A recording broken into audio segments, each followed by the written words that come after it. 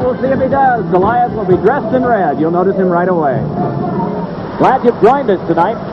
Just underway here from the Spectrum in Philadelphia, along with Bill Clement, Mike Emmerich, with the Stanley Cup champion Calgary Flames and the Philadelphia Flyers. Along comes Suter, right into Shel Samuelson, and Wells is there to clear it back down. Pretty good defending by the Flyers, Mike. In both rushes that the Flames have led on this power play, the Flyers have just lined up across the blue line. When the Flames didn't dump it in, they bogged down. When they did dump it in, the Flyers got to it first by jamming out their checks and then letting somebody loose go to get the puck. Well, this time they tried to carry, and it broke down. Ron Sutter tries for the takeaway, but it's Gilmore watching as McInnes is back to play. Number 2, Al McInnes, pestered from behind by Brian Propp. Works back on now to Gilmore. Has Otto on the wing along with Mullen. Neither could take it. Ron Sutter tries to work further. Buried down by Otto, but feathers something across that Mullen can play. Down to the last 8 seconds of the power play. In to get this is Jay Wells. Good screening off done by Gord Murphy on the Flyers' defense. It is McCrimmon pumping one along for Gilmore. Off of Propp, Mullen. Wells couldn't get it. Otto could. Spins it around and Merzen is waiting. Penalty time is up. Merzen shovels and Mullen takes it. Drills one that's deflected wide by Propp. Center to the front. They score! Weird angle sort of goal, but it banked in. And just after the power play ended, the Flames have gotten the first goal, and here's the first shuffle of the night. Well, you know, when we talked at the top of the show, Mike, about a David and Goliath type of matchup, you got to know that the Flyers could use a break. They could use a couple of goals and crazy bounces, but it goes the other way. I think this goes right off, yeah, it does, right off Gordy Murphy's skates. The Flyers were in good shape. They had Joel Otto pretty well tied up, and you could see that they actually vacated the front of the net. Watch Otto go through. Murphy will push Otto right out of the way, and it goes right off the instep, the inside of Gord Murphy's right foot, surprised Ken Reggett. So the first bounce goes to the Flames and not to the Flyers. And out of this, the Flames are going to get another power play as Jay Wells is ruled off. Second, the assist. Jay Wells' penalty comes at the same time, 3:24, and so something that, Bill, you mentioned the Flyers surely didn't want. They've had twice already, and that's having to kill off a penalty. Well, it's going to be tough enough to play against the Flames at even strength, let alone short-handed. McInnes a drive. Oh, and a pat stop made by Reggett.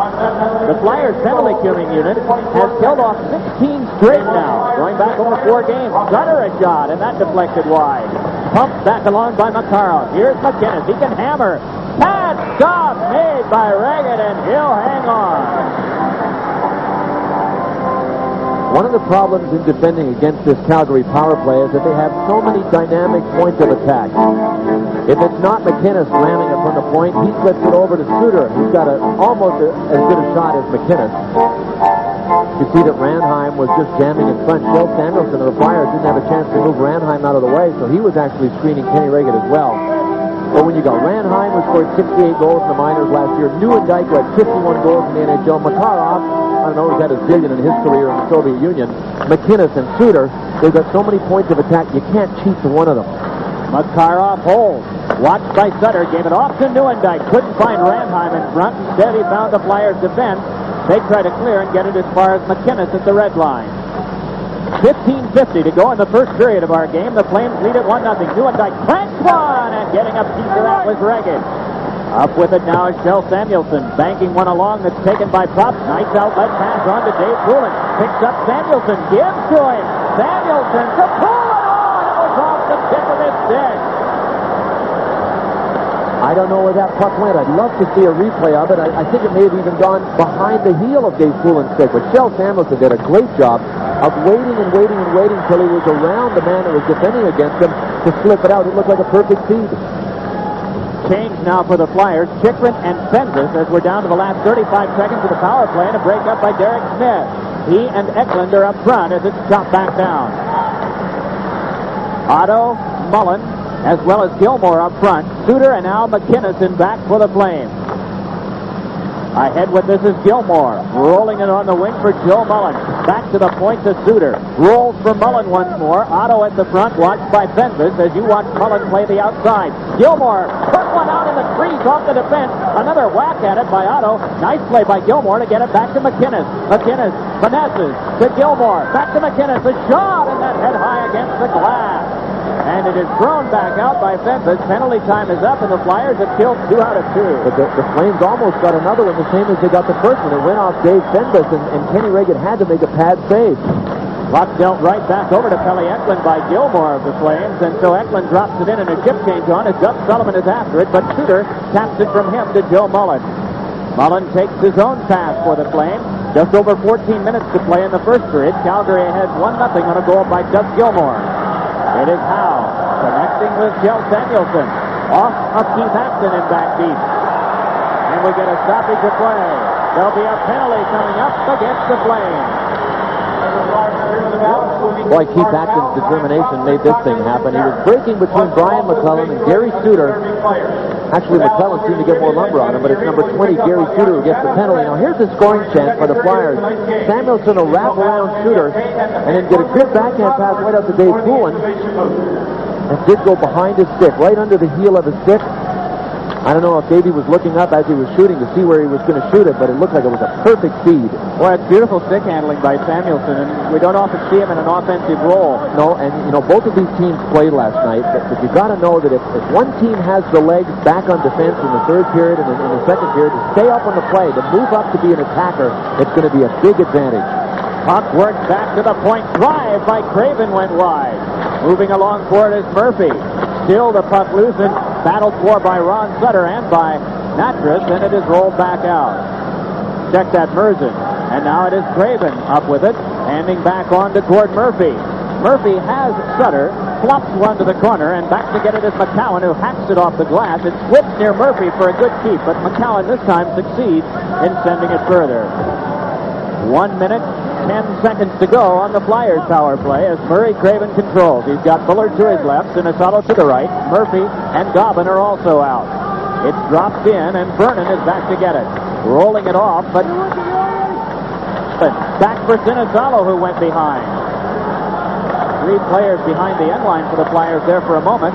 Working on this one as Bullard tried to get it to the front, but couldn't, and it is sent back along where it's kept alive by Murphy. Loaded right back again, and Bullard up with it. His shot, and that one went wide. A chance there for Mike Bullard's wrister. Craven holds now. Half a minute to go on the power play. Murphy.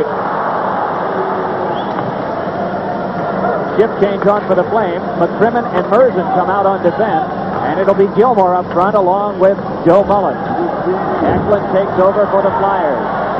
Klopp and Dobbin are out up front. It is Howe as well as Jay Wells in back now on the power play. Puck turned behind and swung off. Wells tries to keep. The battle continues, and it's poked along to Prop. Threw it behind, but Dobbin in turning couldn't play. Merzen flips one back down. Penalty time is up now to Suter. It is Howe spinning. Prop taking. Rolling it along to Dobbin. Leaves it for Prop, but a diving play by Joe Mullen kept it from him. Now it's Howe once more. Flipped one that bounced off of Gilmore. Poked along further, and Mark Howe starts back up with it. Howe checked tightly by Gilmore. Nice move by Brian Trout, and Trout will force play back. Chip change for the Flyers back at defense. Fenves and Chychrun are there now as the Flames outlet, but miss. And it's Dave Fenves going back to get it. Shots are 4 for the Flames, and none thus far for the Flyers. 11:15 to go in the first period. Is on with this now is Derek Smith. That check from him. Slamming one wide was Doug Sullivan. Back it comes to Fenves. And Fenves with a shot. That was knuckleball, but was knocked down by Vernon. The first Flyer shot on goal. Carried off on the play was Dave Poulin. And it's Otto outletting along to Poplinski. Moves along with Suter the trailer. Dumps it back to him. Suter a drive. And that sticks away and then snared right off the rebound from the boards by Ken Reagan. 10:50 left in the first. Gilmore's goal, the only one. Boston and Vancouver in a matinee game out of Pacific Coliseum in the third period. That one is 5-5. Pittsburgh at the Rangers, Detroit at Chicago, and the focus of a lot of attention in the sports world, not just hockey, will be on the Northlands Coliseum. Los Angeles and Edmonton, and Gretzky trying to eclipse Gordie Howe's record. Oh, and there was a drive by Suter that nearly ricocheted in on goal. Puck fed to the front, poked away by Samuelsson, brought back up by Ron Sutter. Give and go from Prop. Sutter beats up the wing. Sinisalo unable to collar it, and then it's taken the board by McInnes. Ron Sutter comes by. Weak one back to the point. Samuelson tried to cut it off, and will regroup to play at center. Flipped it into Theron Fleury. He's cut off by Sinisalo, and it's Samuelson dropping it back in. Spirited action here in the first period of play. Flames with 5 shots, the Flyers with 1, and Calgary leading by a count of 1-0. Paul Ranheim is back out for the Flames, and he takes this one, but Mark Howe takes him. And it's Samuelson there to reach for the Flyers, and they throw it back in, making the Flames chase. You know, the Flyers are doing something that they're going to have to continue doing, and that's dumping it back in behind the Calgary defense. These guys like to stand up, and if the Flyers can get them backing up early, then they can establish a bit of a carrying game later on, but they got to dump and get them backing off the blue line early. That was Fleury slugging one that was tipped away, brought back up now by Fences, and he dumps it back in. Natras goes out, but Vernon will take over here, rolling one. Makarov was waiting, so help had to come from other sources. And it is Dobbin up with it. Drops one that is thrown right back out by Natras and down. Icing is right now signaled, and back to get it is Murphy. And the whistle will be blown, stopping the big scoreboard clock with 9:20 to go in the first period. That guy's team is ahead, 1-0. Keith Aston in for the faceoff with Joe Neuendijk encroaching. Tony Horacek and Rick Natras. A couple of veteran linesmen tonight, Kevin Collins from Springfield and Ron Finn. And it is Collins who will drop it. Fenves and Chikrin to watch the points for the Flyers. It's the Flames controlling, and turning with this now is Natras. 9 minutes, 12 seconds left in the first period of our game. Calgary leading on a bank shot that went off of Gord Murphy and ricocheted in. Credit on the goal went to Doug Gilmore. 1-0 the score. Well, there's a guy that's scored in every game so far, Gary Roberts. One of the reasons he's having such a great start, you can look to the other side. You can't see him now, but number 42, Makarov, plays the right side. And Makarov has assists on 4 of Roberts' goals, and I'm surprised that this unit has worked out so well. Roberts doesn't seem like a European skill type of guy, but he's really worked well with Neuendijk in the center and Makarov on the right side. Moving in with this is Sullivan. Centered one, and it went off the skate of Natras and wide. Dug out by Horacek, and Natras is right on it.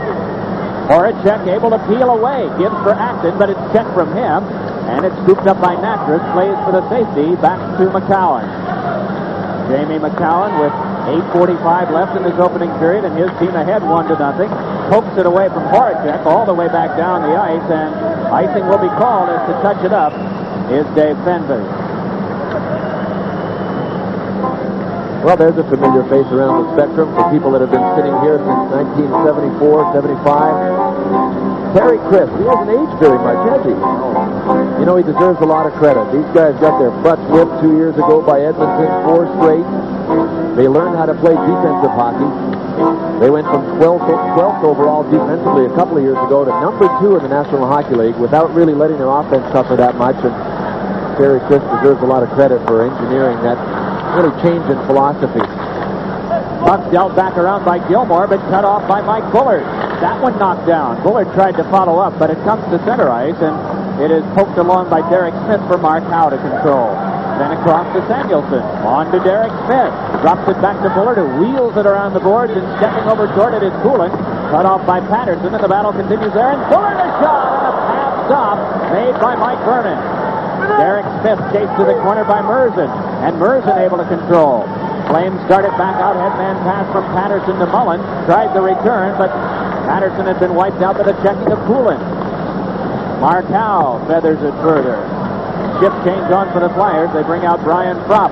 Sutter will work up front, and eventually it'll be Sinisalo to join them, but Mike Bullard's still out there now. Murphy the defense with Fences as Mike Bullard brings it ahead. Bullard able to control. Nice work. Hands over to Propp to Bullard. And that one was in on goal and turned aside for the stick of Vernon. Into the glove of Murphy it comes. Then back across to Dave Fences. Tried to work it through for Sutter to carry, but Sutter goes down. Fans want a penalty, but play continues. If the Flyers dump in. Yes, they will this time.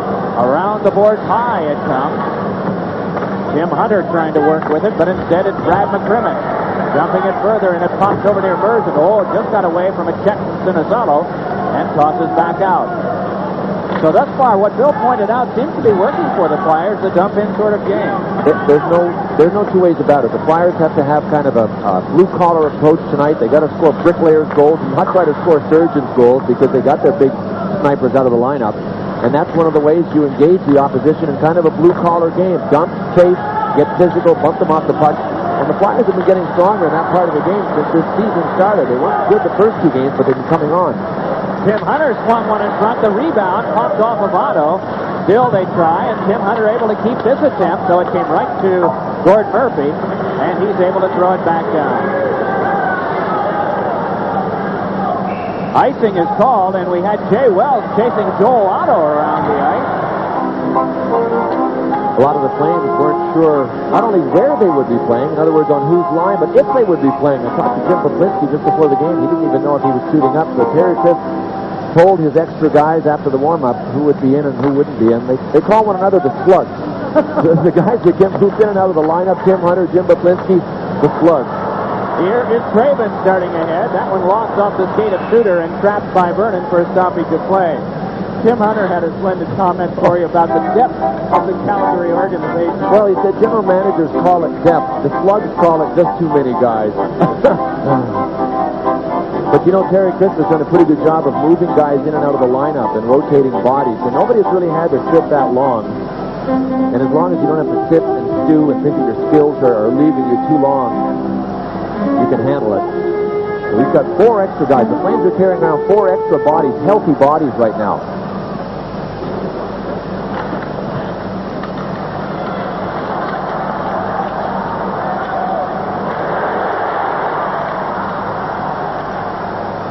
Back to play this now is Mark Howe.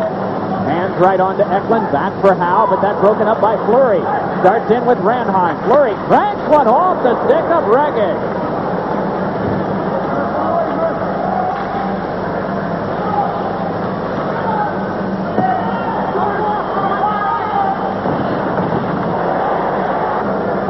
With this now is Kelly Eklund.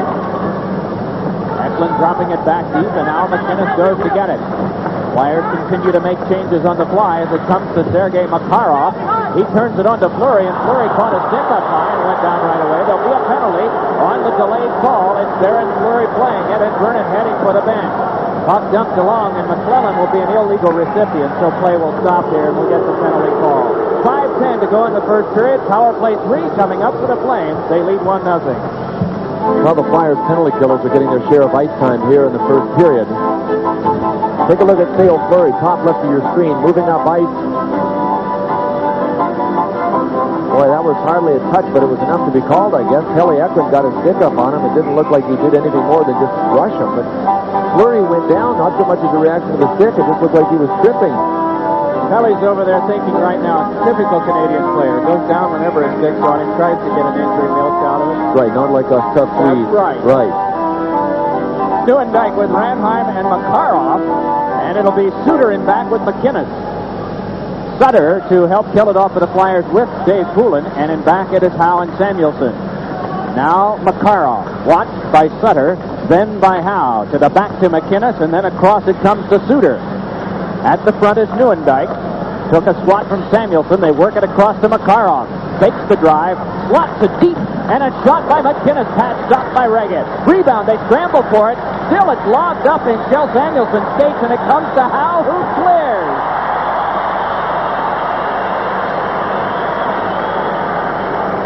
It helps to have big feet if they're agile, and they can keep the puck in motion and out of sight, and that's what happened. I think he was actually stepping on top of the puck at one point there.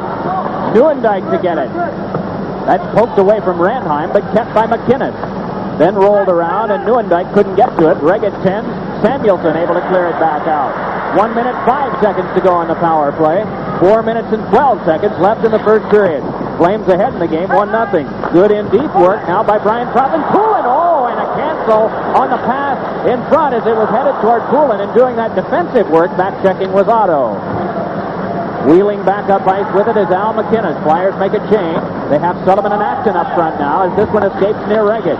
Flipped around, and it pops over near Poulin. Tried to guide it on for Mark Howe, but it's punched from him, and here's a chance for the Flames, and Suter a shot. Getting right on him with Jay Wells, and he deflects it to the seat. assistant coach of the Flyers, wants to say hello to everyone in Switzerland. This telecast is going to Europe. He coached them into the championships in 1987. Coached a couple of other teams over in that league, too. I'll never forget him showing me footage from the 87 playoffs against Zurich, in which they had to bring a fire company out to turn the hoses on the fans. The fans got the hoses away and turned them on the fire company. It's some of the most bizarre footage you'll ever see. It's not dull over in Switzerland. Pass went by Mullen and down the ice. Reagan is there to get it. Flips one off that is cut off and kept alive, but Merzen with a shot. Pad stop made by Reagan, and it's forced away by Wells. Up with this now comes Otto. Looks toward Mullen, gave it up to Murphy. Penalty time is up, and the Flyers have killed 3 out of 3. It is rolled along to Otto. Joe Mullen in. Banged into by Jay Wells. Up with this now is Acton. Otto and Wells mauling one another over a little bit as Acton works it across to Eklund. Tries to walk by the defense. Crosses. Flips one in front, and a knuckleball right in on Vernon. As right in front was Acton. It just came to Vernon instead. More strong play by Bone Crusher Wells. All right, so he got a bit of the knee into Joey Mullen. That's the kind of play that Jay Wells has been showing us since this season started. And after that, he went at it shoulder to shoulder with Joel Otto, a little bigger opponent. Natras takes this from the faceoff. Teams are at full strength with 2 minutes and 40 seconds left in the first period. One weird sort of goal thrown by Gilmore right out in front that went off of Gord Murphy is the only one in the game. Here's Reagan out to get it. Throws it away from Theron Fleury. It went off his skate, but it's played by Eklund and nearly lost at the side of the goal, so Reagan had to help out there too. Ellie Eklund wheels back up ice with it. Drops one off the glass as the Flyers continue to just make the Flames play it back deep. Centering pass and a quick shot by Craven is answered by Vernon. Mike Vernon has been sharp. Up brought ahead now by McClellan. Big Brian McClellan trying to step by Fences. Then Eklund reached him. It's turned back over to Fences. He rolls and Natras slowed it, but it must be played and neutralized by Makarov. Makarov tries to pull away from one and does. Flips one in front that's off the glove of Reagan wide. Woolen trying to tie up Nieuwendyk. It's yanked behind by Nieuwendyk. There'll be a penalty coming up. Reagan had drifted from the goal crease for a moment, thinking that it might be an extra situation, and it was, but the Flames were clearly getting back in time to touch, so no need to waste energy at the bench. Joe Nieuwendyk will go off. And there may have been just a touch of indecision. If you're not sure, he wouldn't be the first goalie to get caught. 18 minutes, 20 seconds. Joe Nieuwendyk now for 2-minute liner, holding. Ladies and gentlemen, introduction is a great time to pick up that copy of the latest issue of Flyer Magazine. The trail 1-0, a minute and 40 seconds to go. Joe Nieuwendyk is usually on the power play or killing the penalties, not the guy in the penalty box. Here's a guy that the Flames were disappointed about when they drafted him in 1985. They desperately wanted a goalie. They wanted Sean Burke or Kay Whitmore or Troy Gamble. And those 3 goaltenders disappeared right before the Flames pick. So very dejectedly, the Flames chose Joey Nieuwendyk. Only got 51 goals 2 consecutive full years after that. This one ricocheted back over for Sinisalo to play, but he missed for Bullard. A little paddle away from Bullard by Vernon, and it's thrown all the way back down the ice.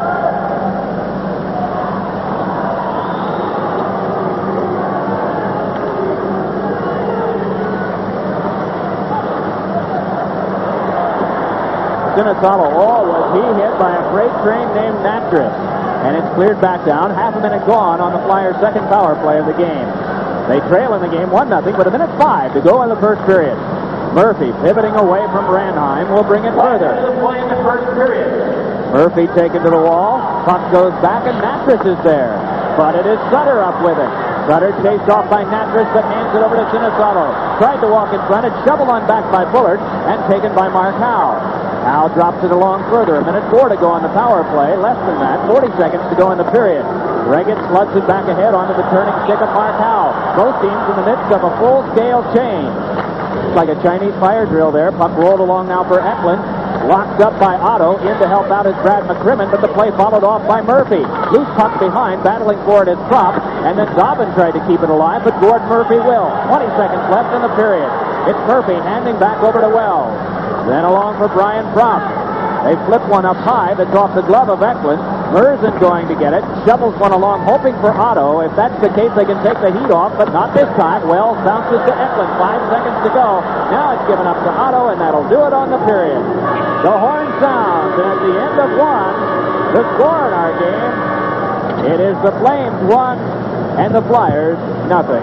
And you can see that the Flyers and their power play are desperately trying to find somebody. When this period gets underway, the Flyers will have still a 20-second power play under which to operate. You see the two pipe polishers on the left, Ken Reggett at the end of the ice to our left, and on the right, Mike Vernon. One goaltender that's fairly tall, Reggett at 6'1", and Vernon just 5'7". You know, what's interesting about Vernon's style, given his size, most guys his size are reaction-type goaltenders. They rely on their reflexes quite a bit. And obviously, you have to have great reflexes to be a goaltender, but Mike Vernon's a classic stand-up goalie. Usually the size of a bigger man really is to his advantage if he's a stand-up guy. Little guys give away a little more room up high, but Mike Vernon really knows his way around the cage technically. Well, if there were any people who felt that he still didn't have the credibility as a star goaltender in the league, they changed their minds after watching him last spring. Well, you know, even Vernon admitted that he came up short in 1986 when the Flames went to the finals against Montreal, but he sure shook that monkey off in a big way. After watching the telestration, I've got a question about the circling that the Flames were doing. Maybe we can get to that if we have time. Here's Murphy with a shot, and that one batted away by Vernon. Penalty time is up, and the teams are back at full strength. Now up with this is Howe, throws it across the goal mouth. Murphy waiting, fires, tack stop made by Vernon. Scramble at the net mouth, and Vernon able to scoop it right into him for a halt to play. I guess the question was, in watching all of that circling, is that what they called 10 years ago the European style or not? It's similar. Yeah, very similar to that. The breakouts used to be much straighter lines. You could see that they were all circular lines that the two guys were skating. There's the jam up front. Look at the support then. Look at the support Vernon has. Well, you can't even see him for Red in front of him supporting him. And that's one of the reasons that this Flames team went from number 12 defensively to number 2 defensively. But you know what they were trying to do when they were doing that circling? It's almost like running through a football zone. You try and pull people through the zone and vacate a hole. And Fleury wanted to pull Kelly Eklund off of his spot and then have Ranheim circle around so that he'd have a clear opening coming up the board. Look at this. Neuendijk nearly got through. Had to be taken down by Kjell Samuelsson. There'll be a penalty coming up on the Flyers. Sinisalo touches. Joe Neuendijk is so deceptive, isn't he? A lot of arms, a lot of legs there, but he's got that speed, and Samuelsson had to take him down or he might have been able to hop right through. Yeah, Neuendijk is very deceptive. He fooled a lot of people the first year. And a lot of people said, hey, listen, this guy's not going to score 51 again. That was just one of those unbelievable years. But Joe Neuendijk did it again last season, scoring 51. So there's no question that the kid is for real. This copyrighted telecast is presented by authority of the Philadelphia Flyers and may not be reproduced or retransmitted in any form without the express written consent of the Flyers. And judging from where this telecast is going tonight, there must be a stack of those written, signed consent forms somewhere. Going not only out to California, up into New England, over into Europe. Glad you've all joined us. Here's a chance for Dave Poulin on a breakaway, but the pass was a stiff one, went off his skate. Turned along now for Ranheim. Ranheim able to poke it free, and here's a 2-on-1. Makarov with Neuendijk. Howe is back. Makarov to Neuendijk. He scores! Joe Neuendijk with a power play goal for the Flames. It is 2-0. Well, get ready to see a little Soviet skill on this play. Watch this elevator pass by Makarov. He lays it right on Joe Neuendijk's tape, but he gets it airborne. Right there. That is a perfect pass. And you know, Mark Howe is back. He doesn't play this poorly at all. He is in between. But Makarov with a little elevator pass, and the Soviets do it better than anybody. They lift it in the air, and they lay it down flat with a lot of RPMs on the puck, a lot of rotation on the puck. It's perfectly flat and right on the tape. Neuendijk almost shot it right into Ken Reggett. Ken Reggett got a piece of it, but it didn't matter. Makarov picked up his 10th assist of the season. That leads the NHL in that department. Anderson floated one wide. So Makarov with the lead in the NHL in assists as well as in plus minus, with now a 9. Puck controlled and fed in front, and it's chopped away. Ward Murphy steps in to get it for the Flyers defense, but it's given back up again. Mullen with a drive. That one can't stop by Reagan. Loose puck poked high. Everyone going for it. The Flyers are able to emerge now. Mike Bullard starts out. They got a 3-on-2. Ahead comes Bullard, laying it back off for Poulin in early with Murphy, and we have an onside call. Ranheim and Makarov. Makarov the primary assist, of course, on the pass. Ranheim the secondary, and the power play goal was scored. We have a correction on what we said earlier. It was 18 straight power plays. Check that, 19 before the Flyers yielded this time.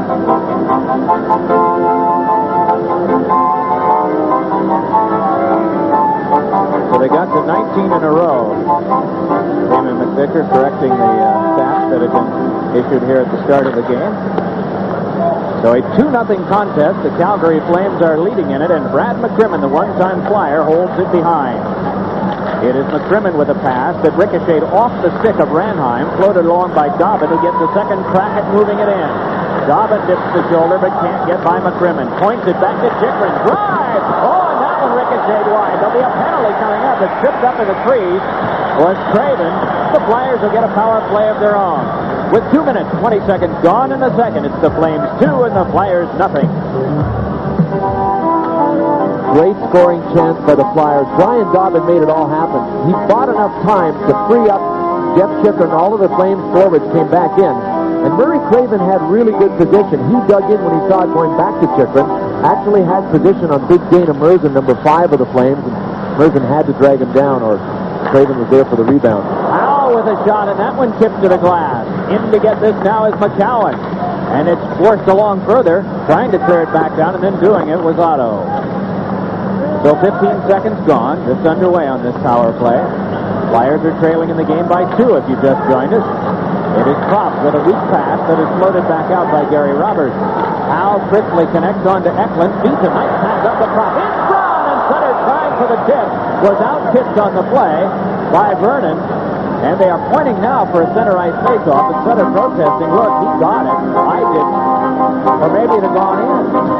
So the Flyers showing a little bit of European flair for themselves. A lot of circling, a lot of lateral movement. Here comes Kelly Eklund across the blue line. As he was falling, a great pass to Propp. A nice pass on the backhand from Propp out to Ron Sutter. I know, that looked like it went on Sutter's stick to me, but he was putting up a pretty good front. Hey, look at it. If you can sell it, go ahead and sell it.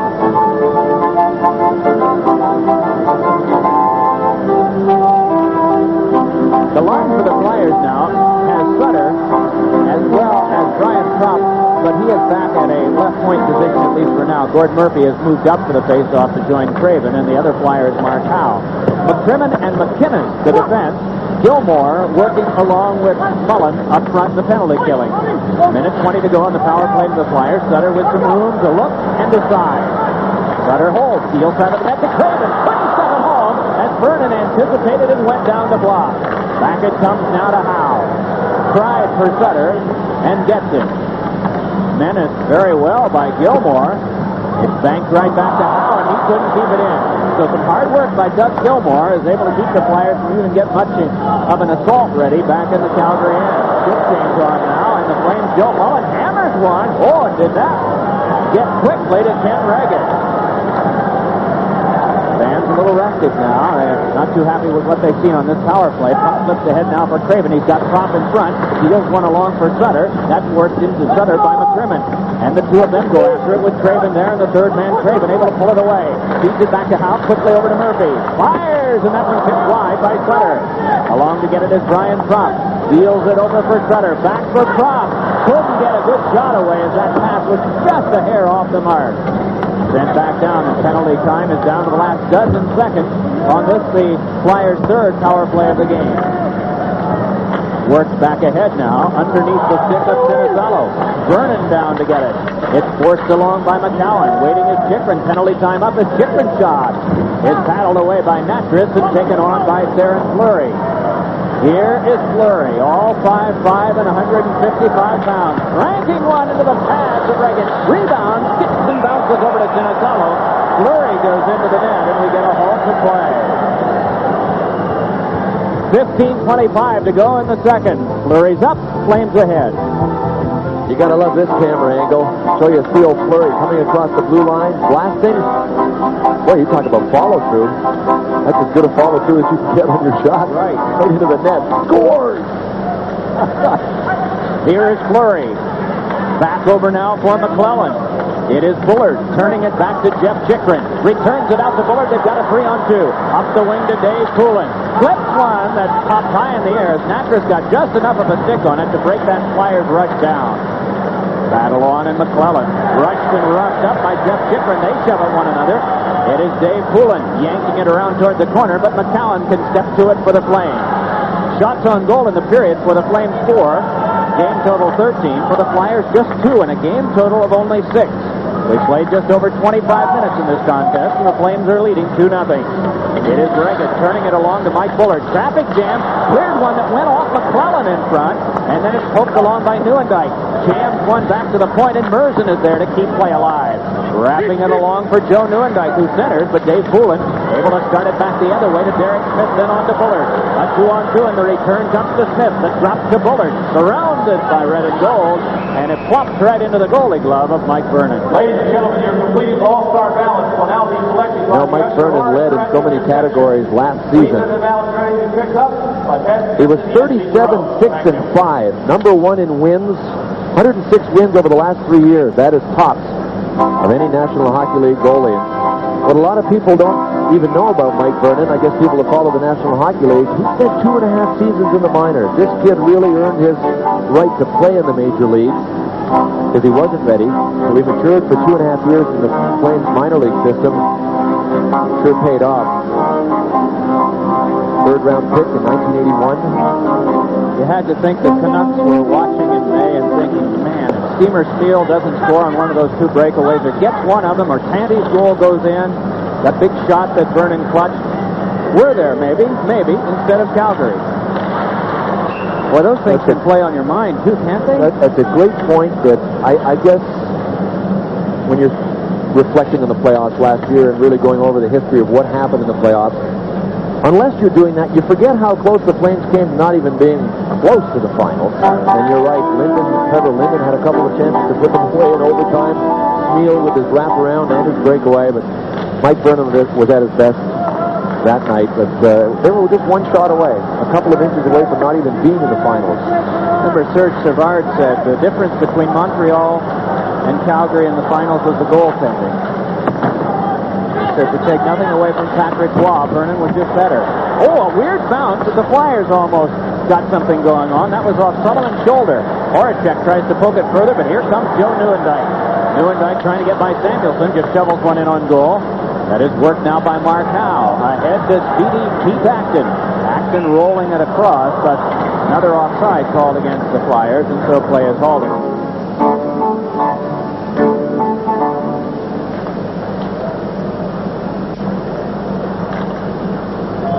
Head to Craven, and his shot deflected away by Suter. It is McCrimmon up with it. Whirled one around, and Tim Hunter checked to the board by Eklund. Off controlled by Dobbin. Flipped one that just pinballed off a couple of the Flames, and Murphy goes to get it. Dribbling one along for Dobbin. Murphy has to play once more. 13:10 to go, second period of our game. If you're just joining us, Gilmore with a goal early in the first, Neuendijk early in the second. Flames leading 2-0. Here comes Brad McCrimmon. McCrimmon wedged by Murphy. Taken to the board, fired by Gord Murphy. Puck lifted high, and it goes over the glass. We get a stoppage of play. Paul Holmgren pretty well going with the same line combinations that he did last night against the New York Islanders. The Flames, well, they varied a little bit from last night in Washington, especially on this line. It's a Paul Ranheim out on the left side with Gilmore at center and Joey Mullen. That's a ton of firepower in one unit. Mullen tries to shake it not once but twice through Chikrin, tries something else, and Sutter was checking him tightly. Puck flung wide of Chikrin and the net. Brushed right back around, and the Flames can keep play going. Pivoting with this is Gilmore, fenced off by Fences, and the puck is taken by Ranheim, and his rising shot was wide. Natras drills it back around, but caught everybody back in the zone, and so we have an offside. They're ruling that intentional, and all the way down the ice it'll come. Well, we talked about Paul Ranheim's scoring exploits last year. You can see that he was the Rookie of the Year in the International League. He scored 68 goals in 75 games, and to put that in a bit of pro perspective, Only 3 players in all of professional hockey scored more than that. One plays in Pittsburgh, the other one was Bernie Nichols, and the other one was Stéphane Lebeau. One of your favorite names. Yeah. Stéphane Lebeau scored 70 goals in the American League. Ranheim, 68, were good enough for 4th place in all of pro hockey. Lebeau had an overtime winner for Montreal this past week. Friday night at New Jersey. Sometime I'm going to sit down and look at all the rosters and count the Stephans that are in the National Hockey League. There's Fenves with a shot, and that one blocked off by Vernon. Are there more of those than there are Tims? Overrun with Stephans. Joe Mullen moves in. Mullen watched by Fenves, flips one that is directed wide, poked at by Jeff Chikrin, and Chikrin can play now with 12 minutes to go in this second period. Puck worked out to Mullen. Crisply over to Gilmore. Backhands one that goes wide, and then Chikrin just buried a man in front. That was Ranheim. And there'll be a penalty coming up to Jeff Chikrin. He'll get 2 minutes. He earned them. We'll return with the power play for Calgary in a moment.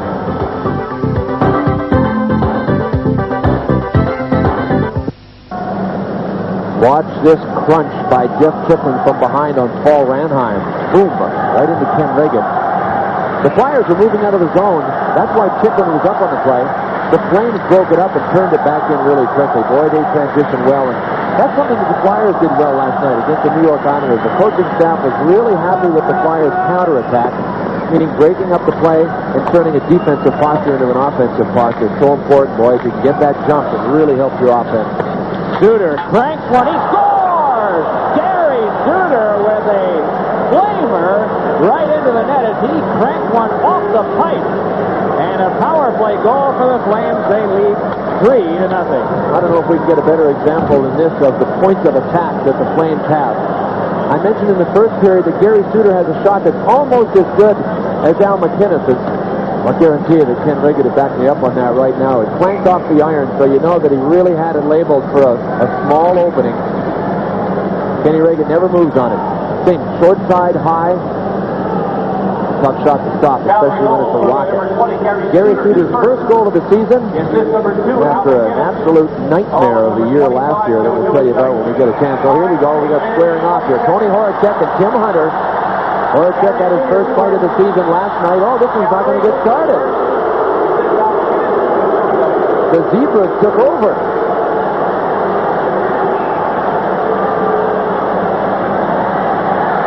There may be more they'll have to deal with, though, as there's more jawing going on at center ice. Tony Horacek squared off last night and actually won a decision against Mick Vukota on Long Island. And we didn't find out until this evening. I was talking to Tony Horacek before the game, and he said, I roomed with Mick Vukota for 4 years. He's one of my best friends. It didn't seem to have anything, it didn't seem to be a pertinent point to either one of them last night when they were going at it, but Tony Horacek was ready to go at it again, this time with Tim Hunter. Big kid, 6'4", 220 pounds. Played his junior in Spokane. Calgary penalty number 19, Tim Hunter. Flyers penalty number 43, Tony Horacek. Each 2 minutes for unsportsmanlike conduct. Well, at least they didn't give delay of game. That's the most embarrassing insult of all for tough guys. Tony Horacek, Flyers. Each a minor, unsportsmanlike conduct. What I should have in front of me was the Horacek fight total in the prior year and also a penalty total, and we've got to at least check on the penalty minutes for you, because we weren't really expecting the type of set-to that he had with Vukota last night. He had 38 minutes with Hershey and 138 in the International League with Indianapolis last year in 43 games, so that's not overly wild and rowdy, but breaking to the net that time was McClellan. Flyers fans thought there should have been a penalty. Ahead now, up the wing, it comes to Murray Craven. Flips one out in front. Oh, with a shot, and that ricocheted off the ball of McCrimmon. And Suter is able to lay it back down. There'll be an icing call as Kjell Samuelsson goes back and puts the blade on the biscuit. So it'll come back near Vernon with 11:02 to go in the second period, and the Flames still in the lead, 3-0. You know, Mike Vernon comes from a family of athletes. He's got 3 older brothers, but one of the star athletes is actually his younger sister. He's got a 19-year-old sister named Shelley that is an accomplished gymnast, an accomplished hockey player, and also plays in the Canadian national ladies soccer team. That's an impressive record, and Flyers have lost the last 8 in a row to the Flames. Last time they won was December of 1986 here at the Spectrum, 5-3. It's been all downhill since then.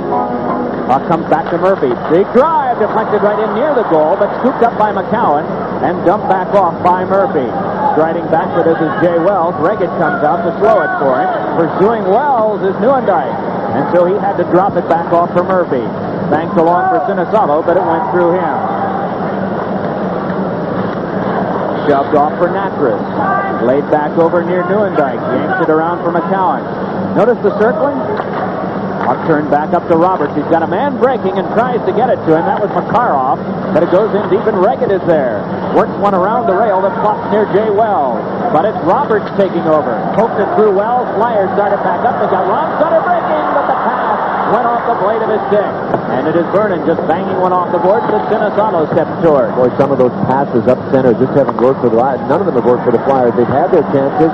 Remember that one to Dave Poulin earlier in the period, but the Flyers have had their chances with men open. They just haven't been able to execute the passes.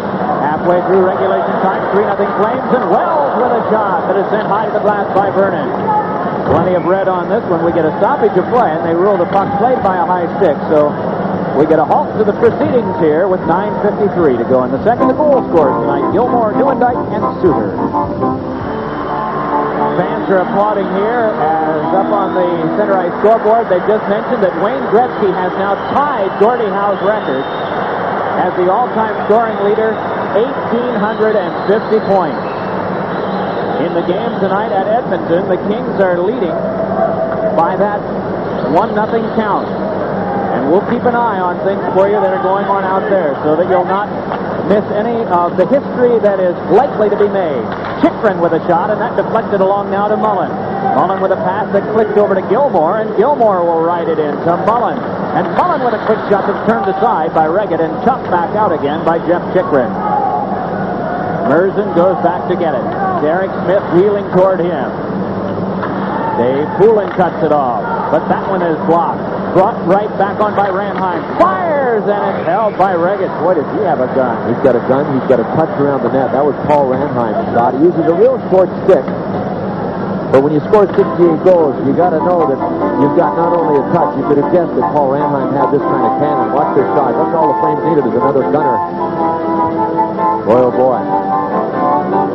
Tony Reggett got that one just above between the pads, but it hit one of them enough to stay.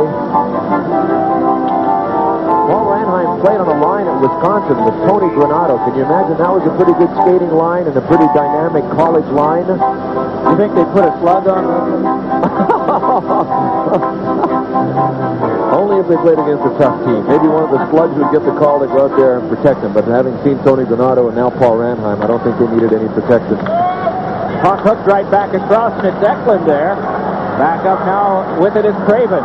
Murray Craven bringing it along the drop pass to Eklund. Sends one in on goal. It's turned aside by Vernon. Jammed back by Samuelson. Pivoting with this is Craven. Howe with a shot, and that one tipped away. And it is McCrimmon banking one back off. Trying to get to it is Otto. Offside, he took himself. 8:54 to go in the second period. The Flames are leading the Flyers here at the Spectrum by a count of 3-0.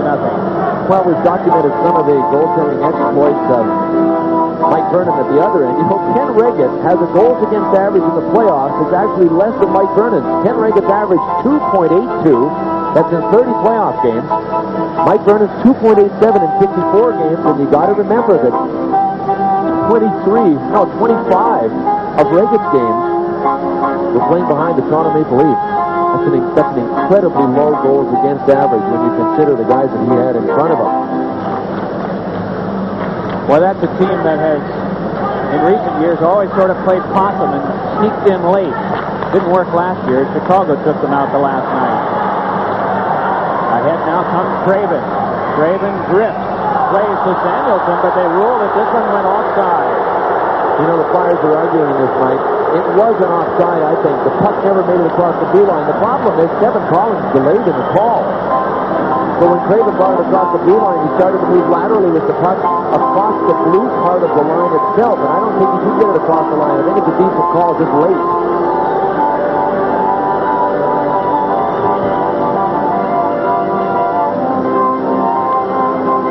But the argument died down pretty quickly.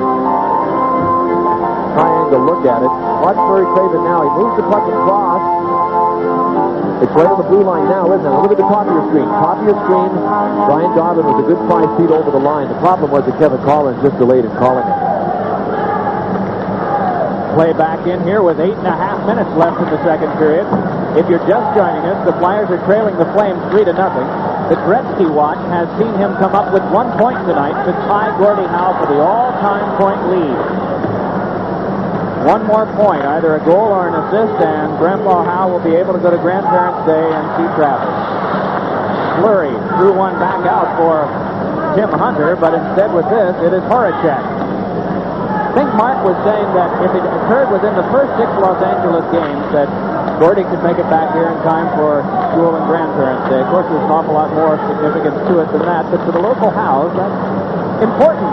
Not sure that the grandkids don't think that Wayne's record is more important. Maybe they do. I don't know. Now, here we go again. Now it's center ice. It's Jamie McCallum and Keith Acton. Now, this is a continuation because on the last Flyers rush, McCallum tried to break. Oh, here we go. Chicken and Tim Hunter. Well, you got the heavyweights here. The singers have sung, and now the dancers will dance.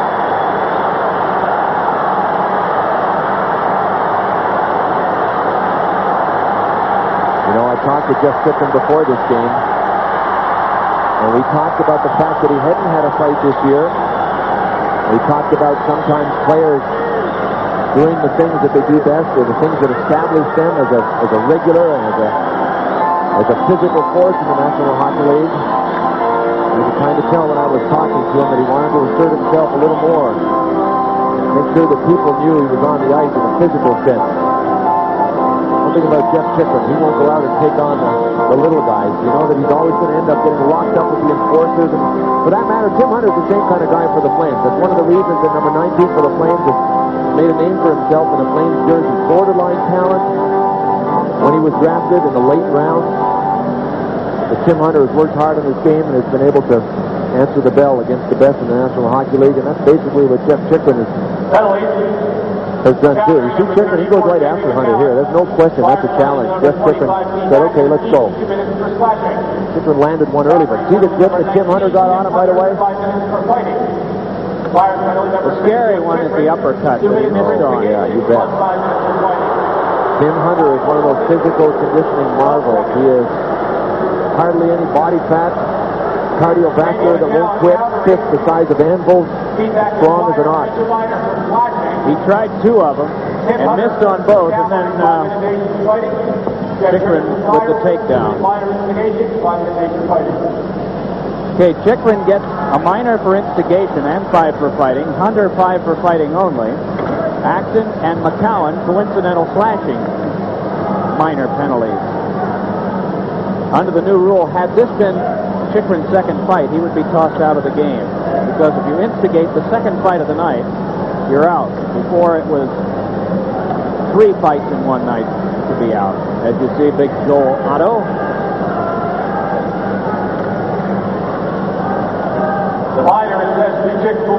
Even when you played in Atlanta, the Flames were always a huge team. Oh, boy, we had a giant team in Atlanta. You had an NBA squad almost. Just about. We're about as tough as an NBA squad, too, I think. That was the big problem. We were big, but I'm not sure that we were that tough. Puck floated along, and it is Gilmore to get it. This is a power play underway now for the Flames. Joe Mullen peels off behind, and the net dislodged, and a stoppage of play. The outstanding penalty that has caused the power play was the instigation minor to Chikrin. I guess you can imagine that the Flyers are in a worst-case scenario situation right now. I mean, if before the season started, the Flyers management said, gosh, the worst thing that could happen would be if we just can't score any goals. That might be one negative thing that could happen. But then with the team having trouble scoring goals anyway, losing Tim Kerr and Rick Pocket. It really is a worst-case scenario right about now. There's a little patch. It's very small. But the letters mean an awful lot to anybody that wore stripes or has been around the game. J. Mack for recently deceased Director of Officiating John McCauley. Every man in stripes is wearing it this year. Here's Otto. Quick shot, and that's saved by Regan and cleared back down. This is Mike Vernon leaving it for McInnes. 7 minutes, 15 seconds to go in the second period. Flames ahead 3-0. 1:25 to go on the power play. Gilmore able to swagger by Samuelson to Mullen, then to McInnes, but that handcuffed him, and the Flyers can start it back up. Ahead with it, Mark Howe. That's tipped away from Poulin and drilled back along the boards for Gilmore to get. Al McInnes starts back again. Flyers make a change in the short-handed unit. Eklund and Craven start there. Gilmore able to rush it in, and it came to Craven. Poke from him, Mullen. Slot, drive, blocked down by Howe, and the puck picked up by Mark Howe, who headmans it up to Eklund. Eklund had that just casually swatted away by Al McInnes, who will control now. MVP in the playoffs last year. McInnes hands it back over to Suter.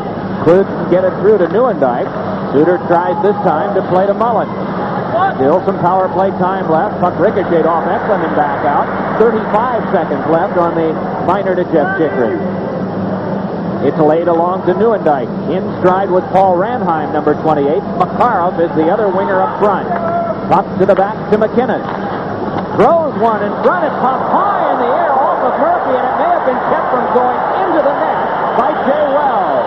It sure looked from here like it was coming down. What a lacrosse move, or highlight, or anything, but it may have saved the day. Here's Suter with a shot that is deflected into the seats. Well, we don't want to obligate the guys down below, but that'd be fun to see again. Sure would. We talked about Jay Wells having a great start in the Flyers uniform this year. Take a look at his skill play here. Well, that goes off Gordy Murphy's shoulder, and now it's high to the right corner of your screen. Well, I couldn't tell, but from here and even on there, it had a great chance to come down. Jay Wells, what a luxury for him to start the season with the same coach that he had last year. When he played in Los Angeles, Jay Wells had 8 coaches in the 9 years that he was there, including Bob Berry, Parker McDonald, Don Perry, Rosie Vachon, Roger Nielsen, Pat Quinn, Mike Murphy, and Robbie Patorek. Such stability for Jay Wells now. Second straight year with the same coach. Ahead now comes Mark Howe. Teams are back at even strength. 3-0 Flames ahead in the game if you're just joining us. Ahead with that comes Ron Sutter. It is off of Brian Propp. Checked on the play by Merzen, and that one ricocheted off Samuelson and out of play. Quiet crowd at the Spectrum tonight. Referee Dan Marawelli is picking up bits of something on the ice with the assistance of Kevin Collins. Actually, look like very small pieces, just judging from what they're doing. Well, it was either somebody that threw something on the ice or a stick that shattered. Boy, when a shaft of certain sticks shatter, it's just like somebody emptied a pack of toothpicks all over the ice, and all it takes is one toothpick to send you sprawling. That's a dangerous spot to have it on the ice, too, because guys are cutting in on net. If they slip right there, it's right into the boards. Dan Marawelli's had it with a couple of players, so he's going to take them off on what we would imagine will be coincidental minors here. Ilka Sinisalo is going off, and so also Theron Fleury. Theron Fleury's got pretty good backing out there now. He's got Dick Kaczynski, 24 on the right side, and even bigger Brian McClellan on the left side. Each 2 minutes per slashing. The time 14 minutes, 44 seconds. Theo Fleury, Calgary. A number of years ago, a lot of people thought there was no room for a little guy in the game. There it is, the top right of your screen. Sinisalo chopping back as Theo Fleury tried to get in his way as he was coming into forecheck. And of all teams, Calgary to wind up with a small man. Yeah, exactly. But in one sense, Mike, that's why they're able to get away with a small man, because they have such size to surround him with. 2-2 first period at Edmonton. The Oilers scored twice after Gretzky tied Gordie Howe's point record. And now the Kings have come back with a non-Gretzky marker. So it is 2-2 there in the first. Vancouver defeated Boston 7-6. Pittsburgh and the Rangers are scoreless in the first. That's the same story for Detroit and Chicago. You're brought up to date on everything. Hershey playing tonight at Baltimore. Last night the Bears won again. They defeated New Haven 5-2. Ross Fitzpatrick and Yuri Lotto with a goal and 2 assists apiece. We've talked about Terry Fisk's depth on this hockey team, and boy, he's got some offensive powerhouses to put out there. Coming into tonight's game, the Flames have played 5 games. They got 14 goal scorers. 14 different players have scored goals. 9 of them have scored more than 1 goal. You contrast that with the Flyers, who have played 4 games. They have 8 goal scorers, only 2 multiple goal scorers, and only one of those guys is in uniform tonight because Rick Tocchet with his 5 is not in lineup, and Mike Bullard with his 3 is. So that tells you about the offensive edge that the Flames have tonight.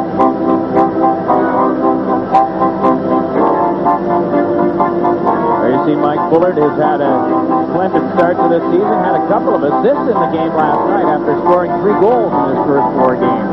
Had his second best offensive season in the Calgary Flames uniform, 48 goals. Scored 50 near the beginning of his career in Pittsburgh.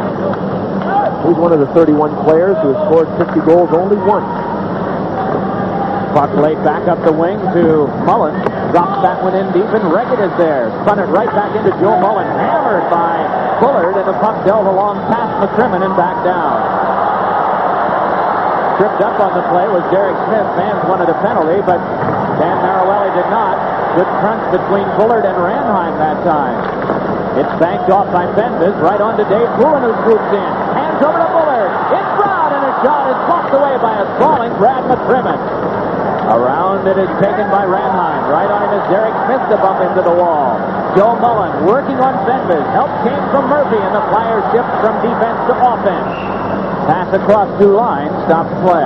4 minutes, 7 seconds to go in the second period of our game, and it is 3-0 in favor of the Flames. Productive shift from Mike Bullard that time. You bet, and some of the unseen things that he did were the hits. I mean, 3 big hits, one on Mullen way down on the Flyers end, and then a crunch on Paul Ranheim in the Flames end. Yeah, Bully wanted to get it going there. Here's the hit on Mullen. This is deep in the Flyers zone. Boom, in the corner on the right of your screen.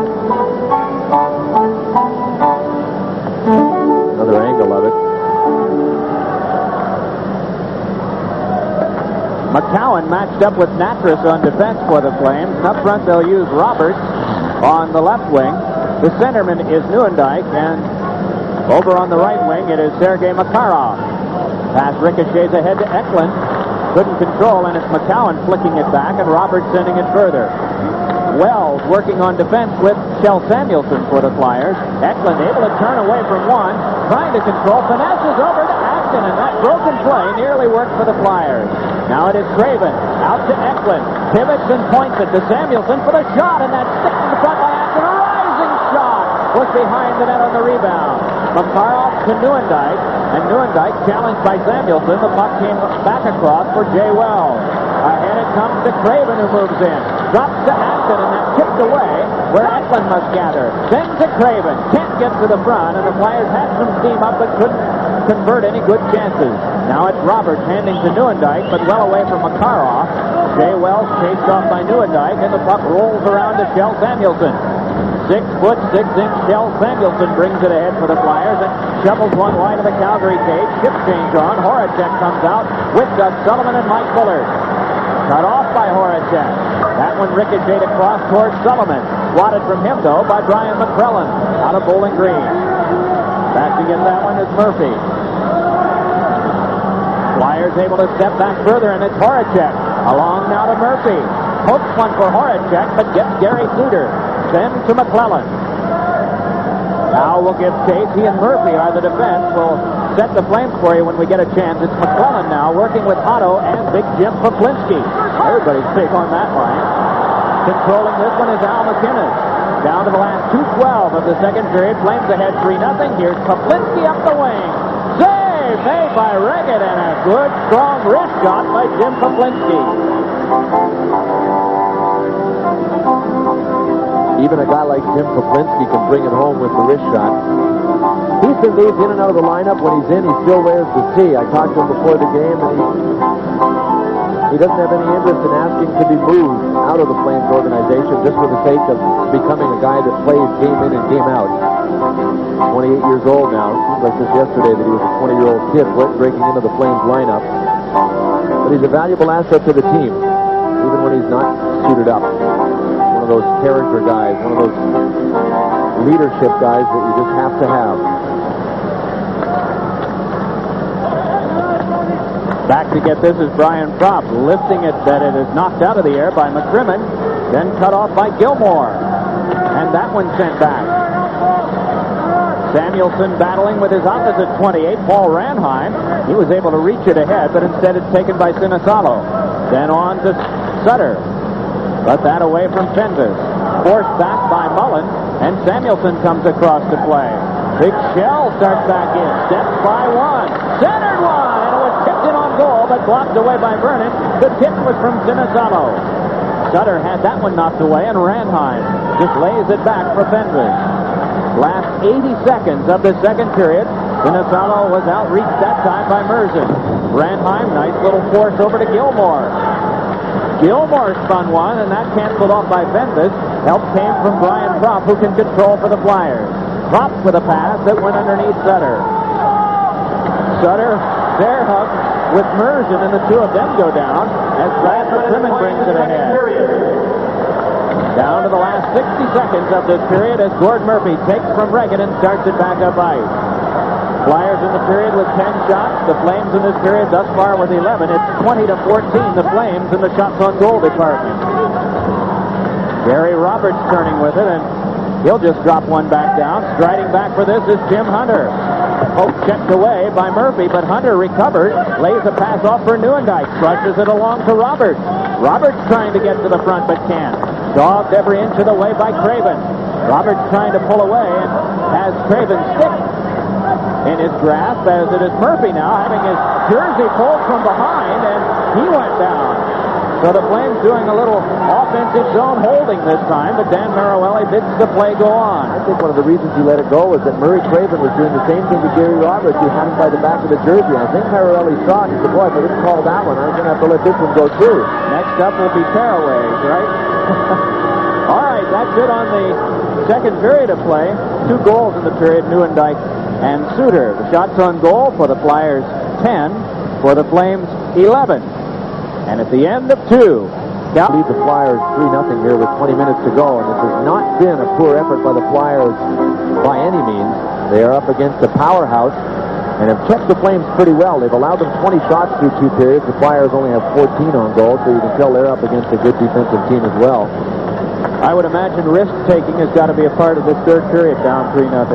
I would think sooner or later, but the big problem when you do that against a team that's as strong as the Flames is you open it up. And risk-taking is nothing more than gambling, and to gamble, you got to end up opening it up defensively. So I would assume that Paul Holmgren is going to stay pat, keep doing some of the good things that the Flyers have been doing in this game, dumping, chasing, trying to bump people off the puck, although I think they did that a little better in the first period than the second period.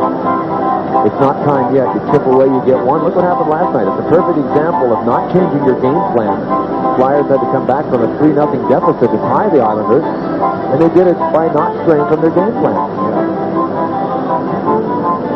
Brian Propp will be working on the left side, and it'll be Mike Bullard on the right with Ron Sutter to take the draw opposite Gilmore. Propp 1 to Bullard, and his shot deflected away. Mark Howe wraps it back around, and that one flicked loose. It is over for Ranheim, checked off by Mike Bullard. And the puck just controlled and tapped back further by Suter. Thrown along by Samuelson, and Ron Sutter able to control this one. He's able to guide it to Propp. And Propp will go back further.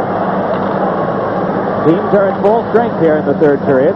Calgary 1 for 5 on the power play. The Flyers are 0 for 3. Check that. Calgary at 2 for 6. We forgot to add one more to our sheet late in the period. 2 for 6 Calgary, 0 for 3 for the Flyers. Here's a chance for Bullard, but McInnes caught up to him, and then a great denial of Sutter that time by Gilmore. Diving play by Gilmore. Back on now comes Propp. Lays it across, but Roberts is up with it, and Roberts moves it along to Mullen. Mullen looks for Roberts, and a diving play by Murphy, and then the net is lost as Murphy, Roberts, and Reggett are all in a heap. Boy, Kenny Reggett looked like he hit that post pretty hard with his right arm up so that his ribs were exposed. Gord Murphy pulls Roberts off the play, but this is one determined guy, number 10 for the Flames. good play by Gordy Murphy. Man, he gets a piece of everything, but watch Reagan right there. He might have hit it a little lower than his wrist. Maybe he got it on the side of his pants where there's some padding. Pass ahead now comes to Craven. Big blast, and it goes wide. Around now toward Howe. Pokes further from him, and starting ahead with it is Jim Poplinski. Nice flick by Joe Samuelson, followed up by Gilmore, and again the offside call. Gilmore had the interesting comment about Makarov's number 42 in comparison to his 39. He says that means Makarov's 3 strikes faster than I am. Oh. Well, I'll tell you what, he's going to have to go some. Take a look at that plus-minus. Plus 45, second in the National Hockey League. He had to recover from a broken foot. I don't know. When I was reading hockey articles this summer, there seemed to be more guys getting hurt in off-season training. Gilmore was one of them. He broke his foot. He was stepped off a curb when he was jogging with Gary Roberts and broke a bone in his foot. He gets this is Gary Roberts, but it's poked from him by Murphy. Roberts follows up again. He's got that 5-game goal-scoring streak on the line tonight. Puck flipped further by Murphy, and so the Flames will go back to get it. Gilmore, Neuendijk, and Suter have the goals for the Calgary Flames in this one tonight. Puck jammed right back along, and Makarov has it. Starting ahead is Roberts, pursued from behind by Eklund. And it is Sinisalo sending it back down. If you don't walk under ladders and you don't like black cats crossing your path, you won't like me for this, but we will mention, just for a point of information, that Vernon has 3 NHL regular season shutouts, 3 in the playoffs. So this would be his 4th if he's able to foster one tonight. It is Neuendijk shoveling one back. Sinisalo tries to work it further, but instead here is Makarov. Makarov pivots. Has a man open, but was pivoting away at the time and didn't see him. Puck turned back to Craven, and Craven swings one ahead, and that one just ripped right back on the backhand by Neuendijk. Another change, and Gilmore quickly, with only 1 shift rest, is back out again. Then along to Murphy. Jams one for Keith Axton, who can't get by the defense, but he has Derek Smith in front, can't get it to him. Good defensive work that time by Natras for the Flames, and it is brought back up by Joe Mullen. Mullen wheeling on in. Good give over to Gilmore, and a shot is stopped by Reagan. Hey! Up with this is Derek Smith. Headman, but too far for Acton. Gathered in by Brad McCrimmon. 14 minutes to go in the 3rd period of our game. If you're just joining us, the Flames got a 1-0 lead early in the 1st on a shot that banked in off of Flyers defenseman Gord Murphy, who was in the crease.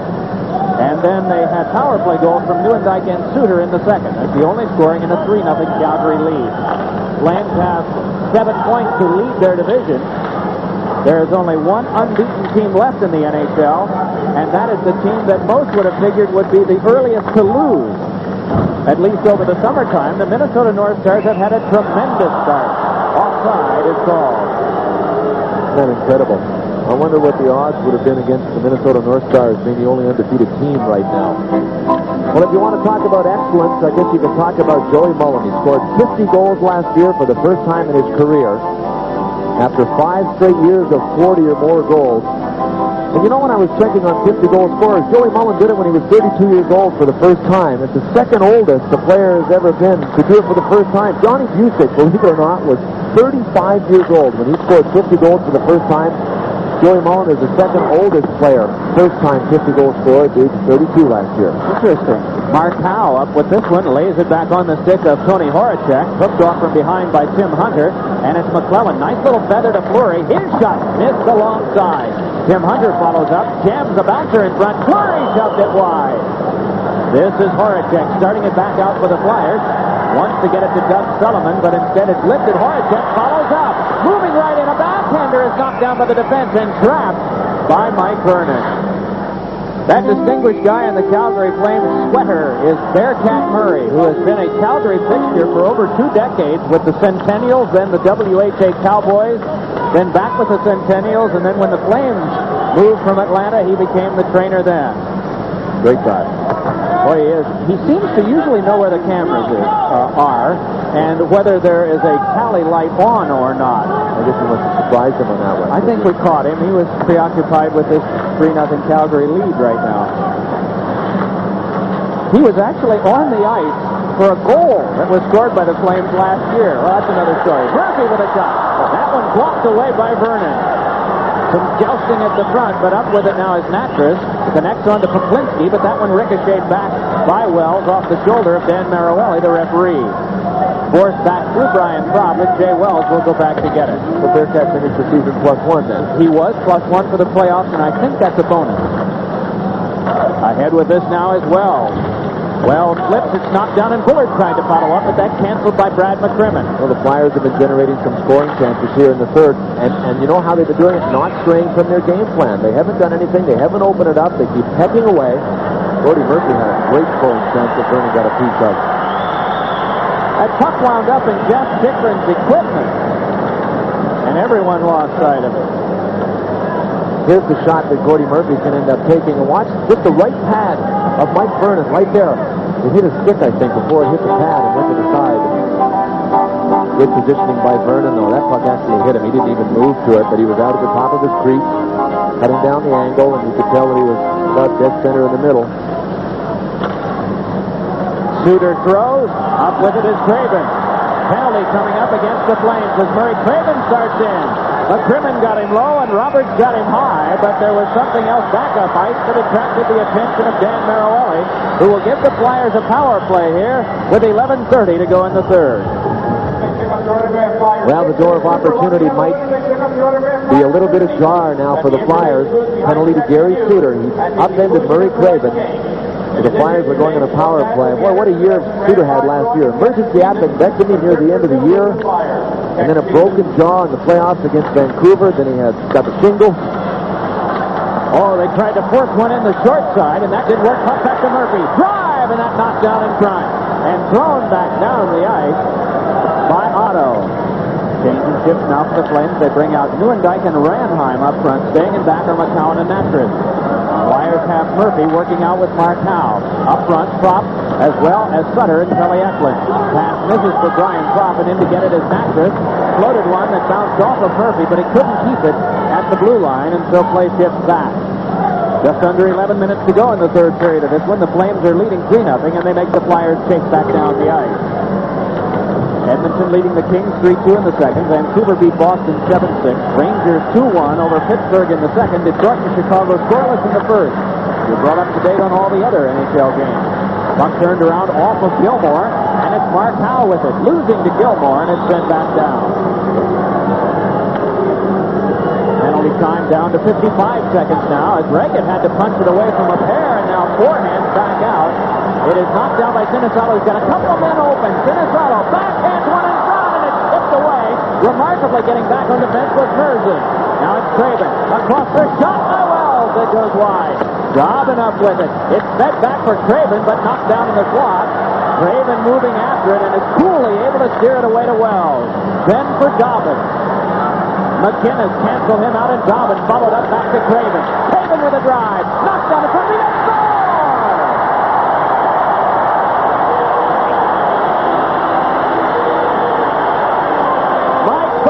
Who is getting up slowly, but seems to be okay. And it is 3-1 to Flames. If you get enough touch at the net, it doesn't matter if your big gunners are in town or out of town. The Flyers' leading goal scorer coming into tonight's game in uniform was Mike Bullard with 3 goals, and now he's got 4. Good play by Murray Craven just to get it on goal. Now watch him get KO'd. Mike Bullard gets KO'd by one of his best friends, Al McInnes. Bullard was out there. McInnes was ready in the summer. Friendship was forgotten right there as McInnes buried him, but not before Mike Bullard could score his first goal of the year. The power play goal, right between Mike Vernon's legs, and now the Flyers have closed the gap. It's 3-1. 9:51 to go in the game.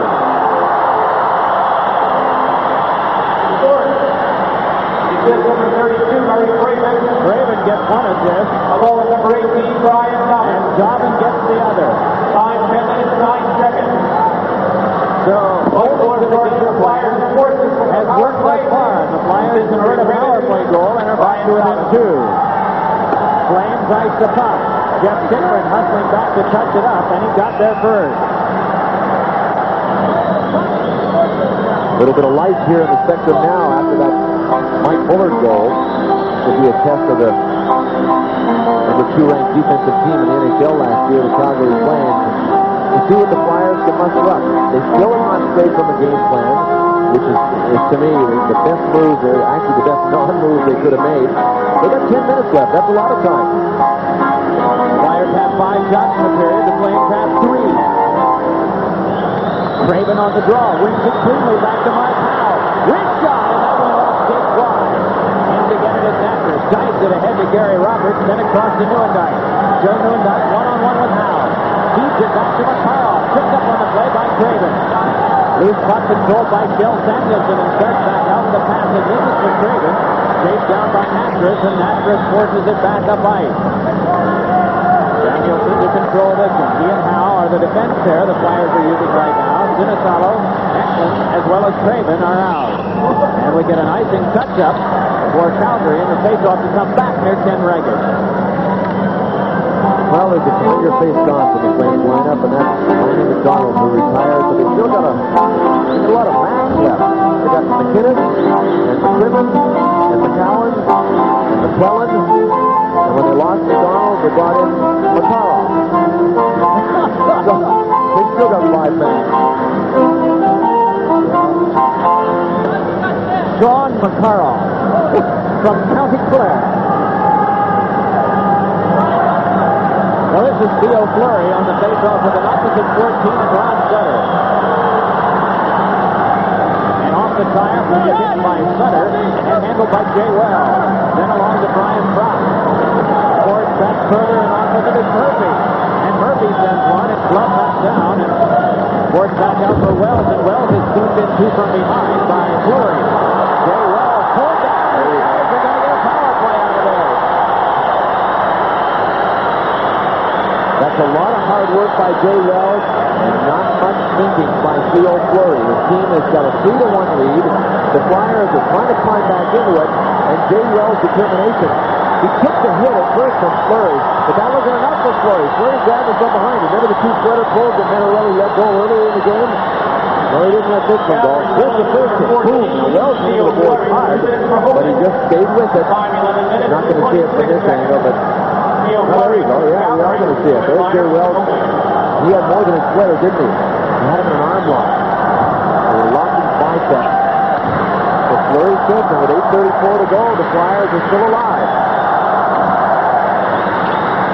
Cross, Sutter, and Terry Eklund. I mentioned at the top of the show, Eklund, the passer salon. There was a question on who he might be working with, and this is settled in as the true. That hit that Fleury laid on Jay Wells. One of the mistakes he made was he hit him, and he didn't make sure that he hit him between Mike Vernon and Jay Wells. In other words, you've got to stay on the defensive side of the guy. He bounced Wells into the board and then lost position. Wells was able to actually get position on Fleury, and he was heading towards the Calgary zone. That's why Fleury had to hold him. You've got to position yourself in a defensive position when you hit the guy like that. Flames, as you know, is clear. 15 seconds gone on this power play. Flyers still have plenty of time. Just over 8 minutes to go in regulation. They need to get 2 to force overtime. Craven with a pass along now to Murphy. Offside is called against the Flyers. One of their rare offsides of the night. As you see Ron Sutter. Boy, was he a hawk last night. Everywhere it went. He reminded me a lot of Bobby Clark. Forward checking, going from circle to circle, just as the defenseman passed it. I mean, wherever it was, especially back in the Flyers' offensive zone, he was just all over the ice, and his face showed the ruggedness of his play after the game last night. He picked up a couple more wells. He's just a feed processor with a switch stuck in the on position. You got to pull the plug out of the wall before he stops. Sinisalo will be one wing, and Mark Howe has moved up to the other. Eklund has drifted back to center ice to work along with Murray Craven. Puck comes to Craven, so they play the hard around, but Vernon interrupts that. Forced back by McGinnis, but kept by Howe. Here's Howe feeding one over for Eklund. In traffic, Sinisalo's shot is knocked down to the skate to McGinnis. Forced back around by Merzing, and it goes back down the ice. Murray Craven did not get a true roll on that. It is Reggett to hold. Penalty time down to 1:05 on the minor to Theo Fleury. Sinisalo spins across to Murray Craven. Craven moving in, just puts one in on goal, and one of the easier shots that Mike Vernon has had to make here in the third period.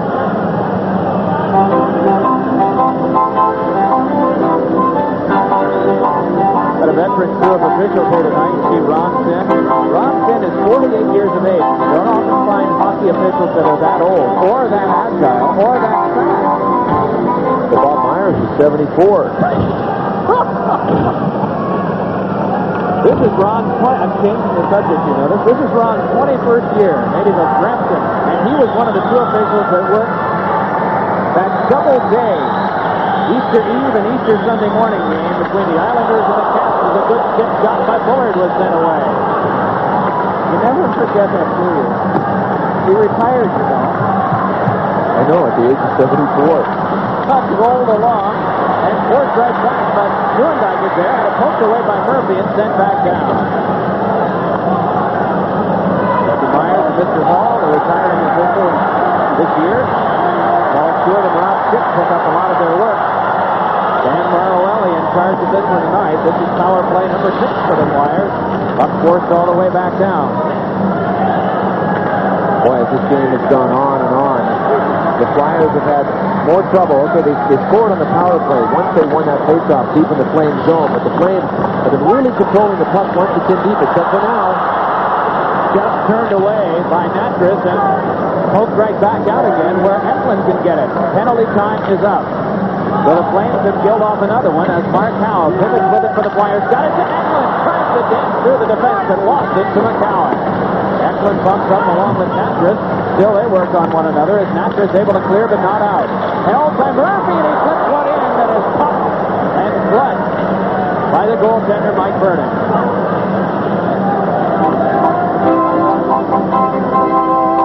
Now cameras in the runway, mounted right behind Mike Vernon. That's mounted on the shoulder, I guess. Gordy Murphy with a nice spin around. Boy, Kelly Eklund came within a half an inch of deflecting that. Had he been able to change its direction, you know, it would have been a nightmare for Mike Vernon. But look at all the people converging on Gord Murphy. If that's lower for a rebound, there's so many ifs on that play. The Flames had 3 guys around Murphy. If that puck gets loose in front of Vernon, he's got a big problem, and White standing right in front of him. Well, it looked like rugby there for a minute, didn't it? To get this as Sinisalo works it on back to Chikrin. Fires one. Score! The stick broke, but the puck did not. What a great decoy. I'm not sure if this gets touched on the way to the net, and I have no idea what Mike Vernon was complaining about, but a good feed by Sinisalo. Chikrin just hits his back. He takes a lot of ice. Does it hit anything? I'm not sure that it did. A broken back single for Jeff Chikrin, and with 6 minutes and 4 seconds to go, we got a 1-goal hockey game. Watch this. He takes too much ice and hits it back. I don't think that changed directions, and you've got to figure that the blade really had to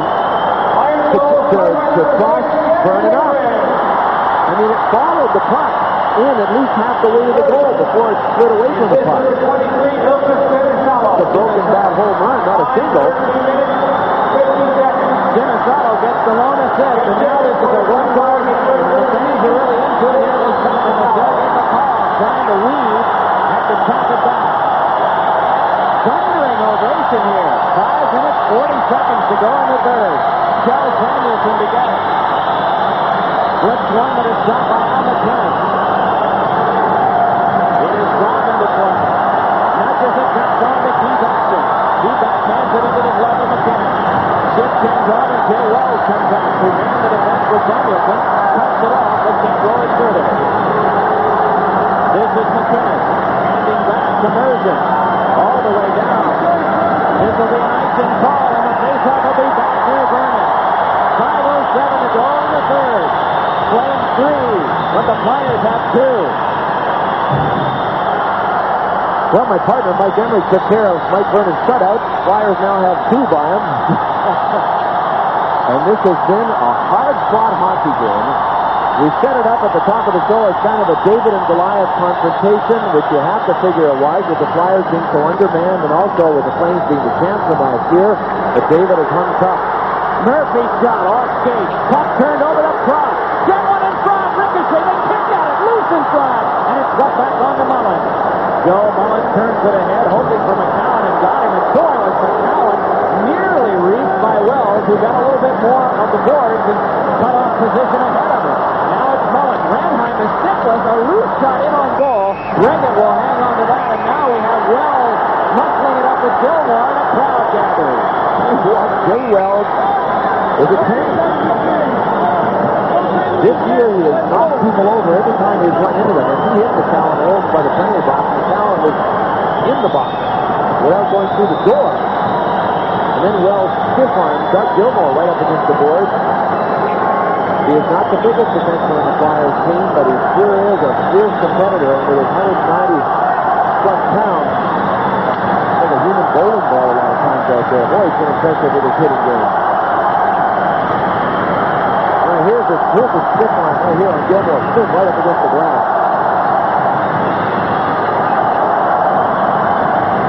Not that much size out there for the Flames. They're giving away a bunch of inches. That was Mullen that came in to help Gilmore.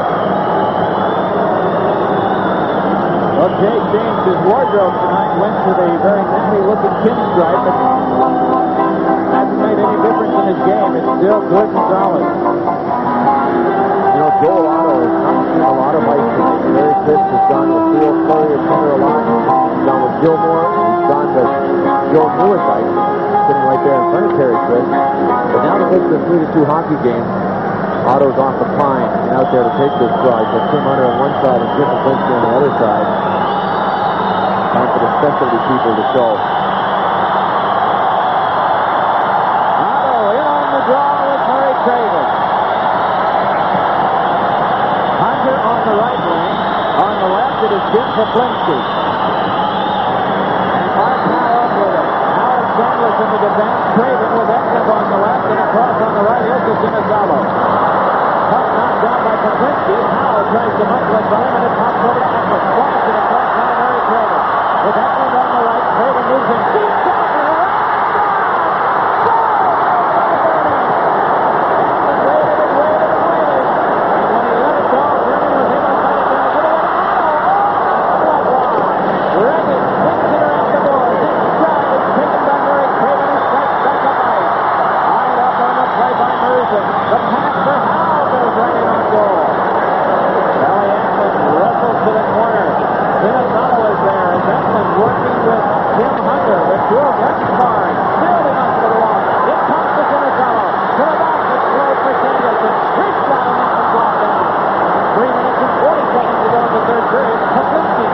right.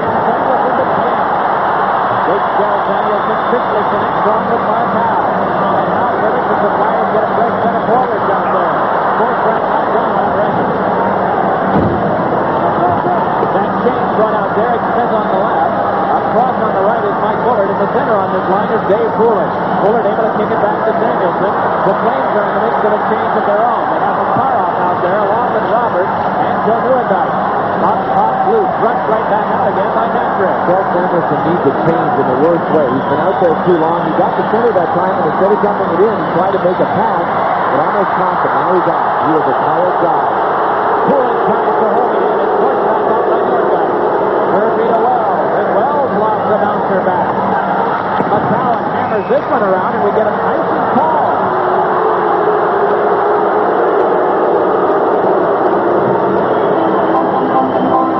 Okay, offside pass. I thought for a minute, well, wasn't on the defensive side of the red line, but it was ruled an offside pass into the zone, so that's the reason we had the hole. Well, Paul Holmgren has been happy with the effort. The Flyers have given them all they have this year. They've run into some scoring problems. And watch this play by Kelly Eklund. A perfect example of both guys playing it right. Eklund makes the right move. He moves over and over. But watch Burns. Burns is following him. He caught it with his strapper. He knocked it down with his catching glove as Eklund was trying to put it over him. That was perfectly executed offensively, perfectly executed defensively. The goalie won that one. Eklund couldn't have done that any better. Sell out 17,423, some of them wearing Fun Texas hats, hoping that the home squad can get one more so they can really raise the roof. 3-2, the Flames are leading. 2:39 to go in the third. Sutter unable to control, and it's poked back further by Joe Mullen. Sutter hands back over to Brian Propp. Shovels a bouncer that is juggled by Brennan, but recovered back over for Merzen.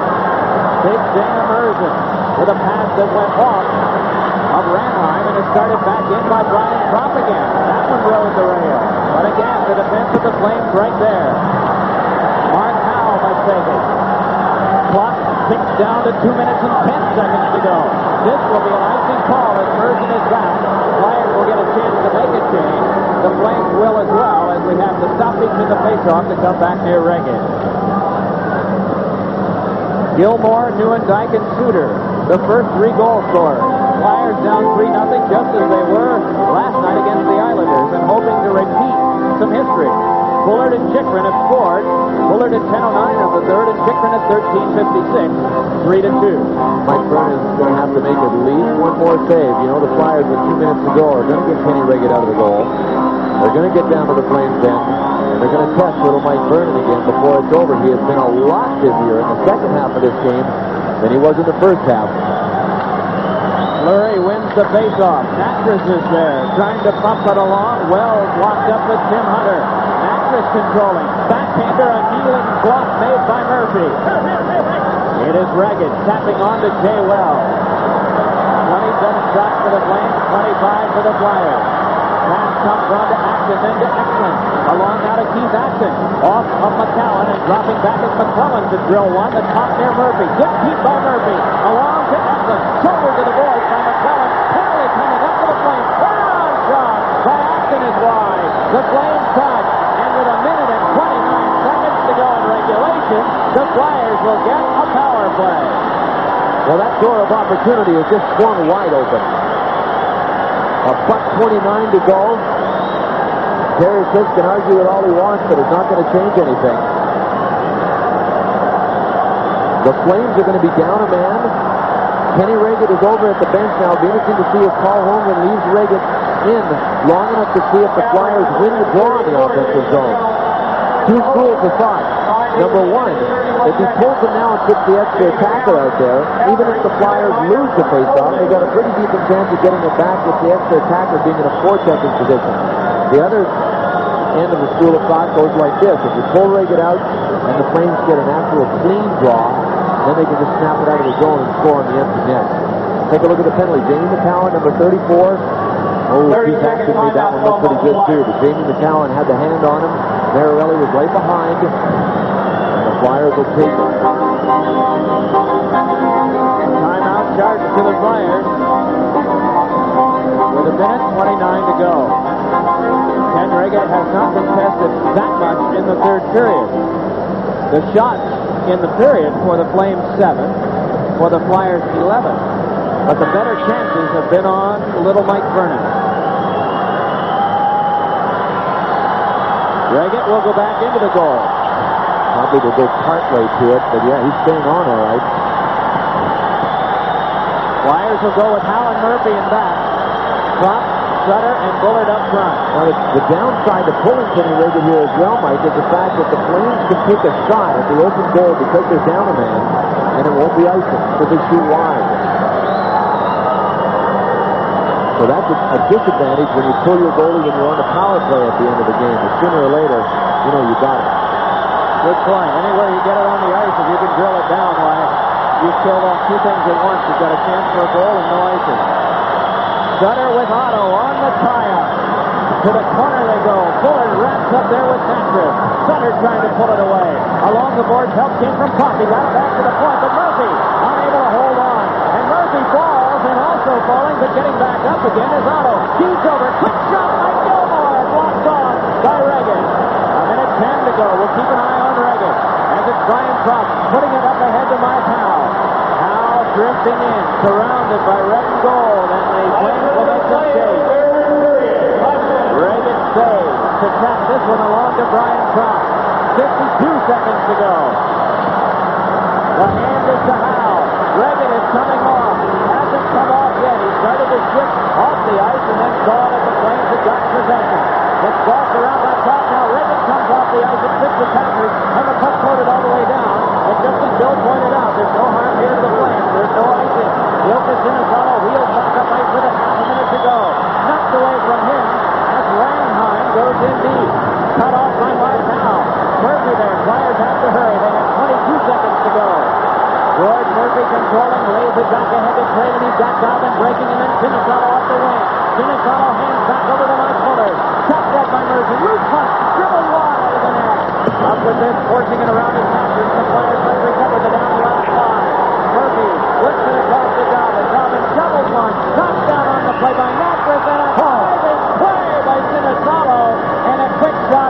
the pass of Mike Vernon.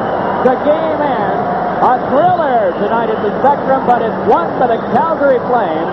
The Stanley Cup champs go 4-1-1 on the year and 9 points with a victory up 3-2. Boy, it looked as if the Flames were going to simply walk away with it. At one point,